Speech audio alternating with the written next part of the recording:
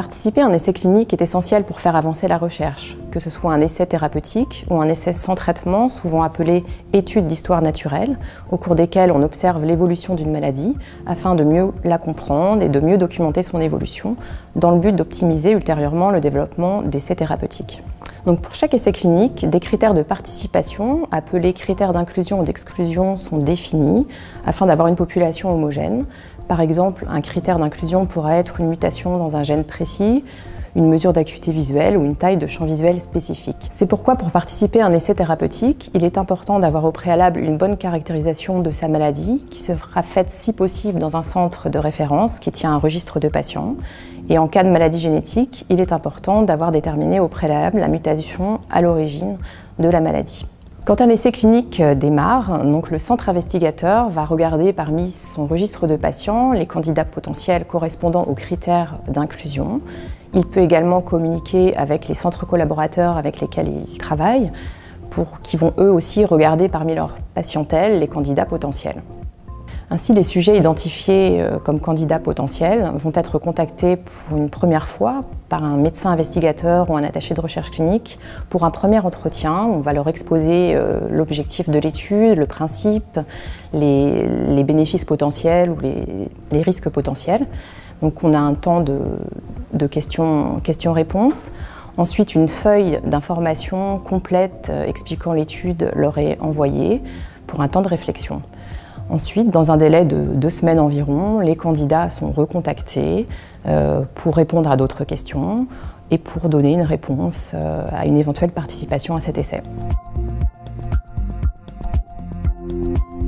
Dans le cadre des essais thérapeutiques, le patient doit donner son consentement libre et éclairé, et ce, par écrit. Mais qu'entend-on par libre et éclairé? Tout d'abord, éclairé. On ne peut pas consentir si on ne sait pas à quoi on consent. Le patient va donc recevoir, en amont de sa participation à une étude, une note d'information qui va l'informer de l'existence de cette étude, de sa motivation, de son contexte, ses objectifs, de son déroulé et des résultats attendus. Il doit également être informé du destinataire des données, ainsi que du destinataire d'éventuels échantillons biologiques qui seraient prélevés, des traitements qui en seront faits, et ainsi que de leur durée de conservation. Enfin, un rappel de ces droits doit être présent dans cette notice d'information. Donc, ces droits constituent l'aspect libre dans libre et éclairé. La loi permet aux patients d'être libres de participer ou non à une étude. Cette participation est donc non obligatoire et sans contrainte. Le patient bénéficie notamment d'un temps de réflexion adéquat après la réception de cette notice d'information pour prendre sa décision de participer ou non à l'étude. Une fois inclus, le patient bénéficie de plusieurs droits sur ces données: accès, rectification, limitation, effacement, opposition et portabilité. Le patient reste donc entièrement maître du devenir des informations le concernant.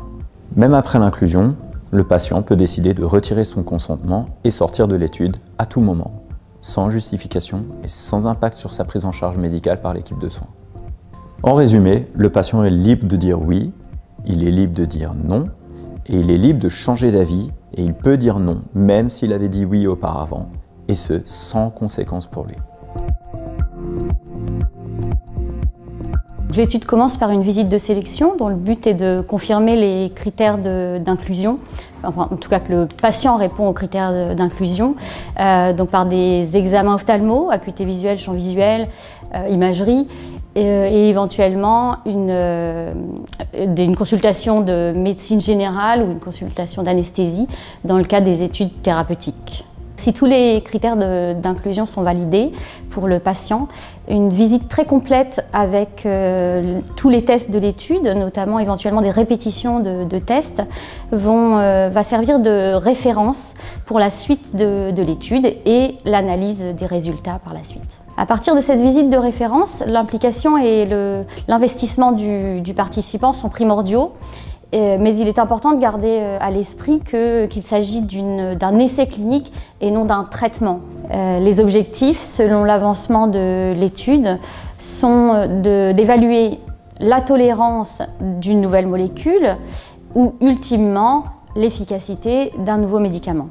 Les tout premiers participants d'une étude, dans le cas d'une première administration chez l'homme, ne doivent pas attendre nécessairement de bénéfices directs. Rappelons enfin que tous les frais liés à la participation à l'étude, hébergement, transport, repas, sont pris en charge par le promoteur de l'étude.